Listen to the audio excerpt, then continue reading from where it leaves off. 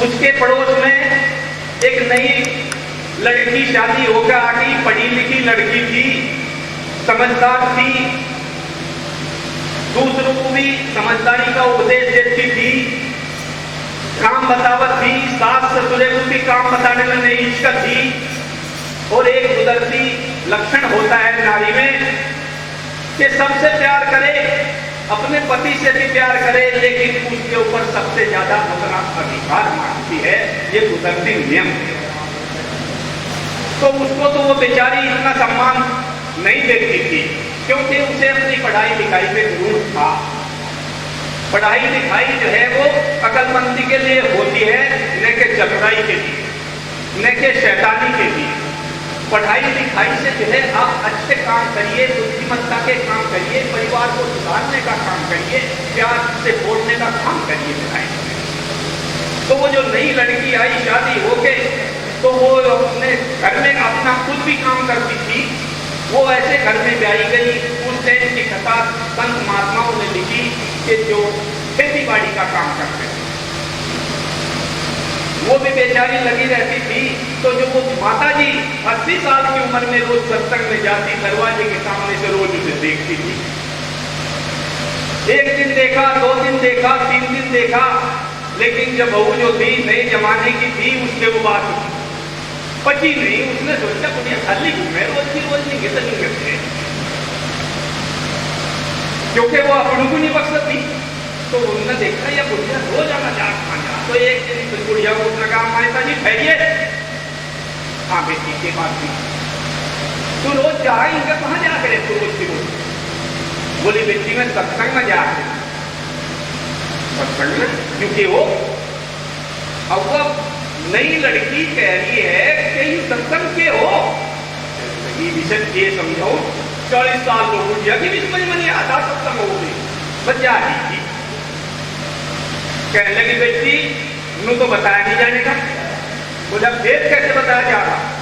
बोला किसी दिन मेरी साथ सत्संग में जा और तू खुद ही सुन लिए वहां के सोया।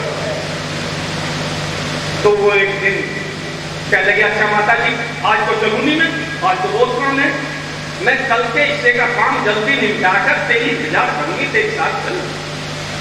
अगले दिन बहू ने अपने हिस्से का काम धाम निपटा कर अपने को खाली कर लिया और माता जी के इंतजार कर बैठ के माता जी आई उसके साथ बच।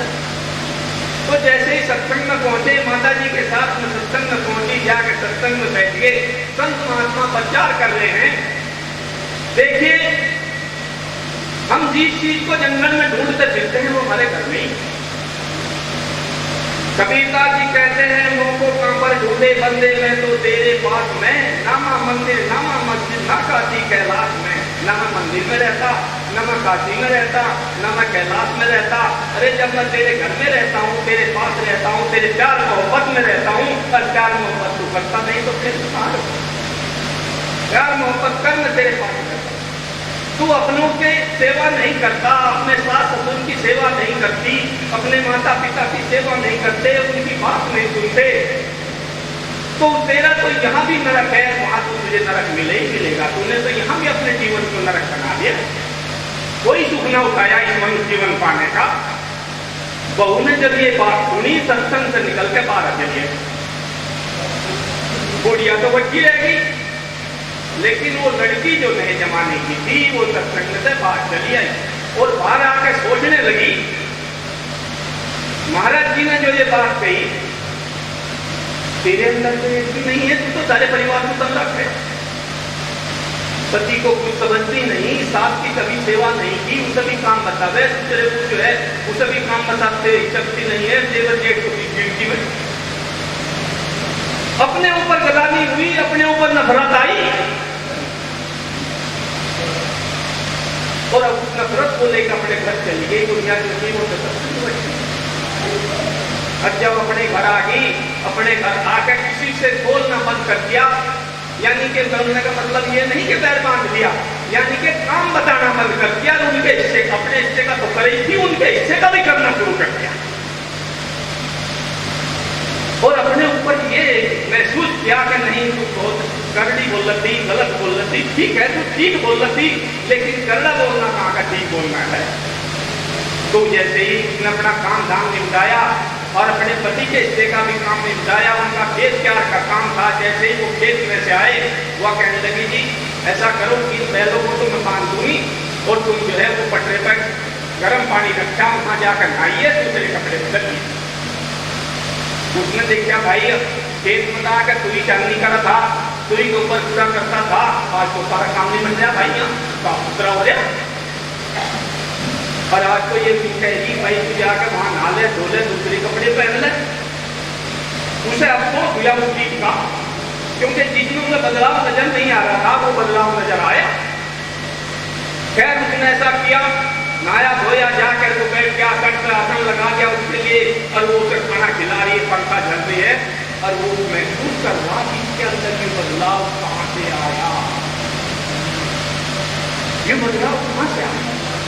तो जब उसने वो महसूस किया, एक दिन देखा, 2 दिन देखा,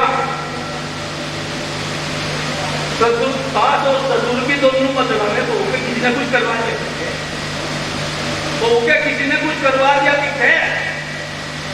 लेकिन वो समझदारी जो थी वो देखते रहे, कहते कि भाई भैया हमारे घर में कोई किसी को खिलाने वाला नहीं, कोई पटवाने वाला नहीं, ऐसा कैसे हो सकता है।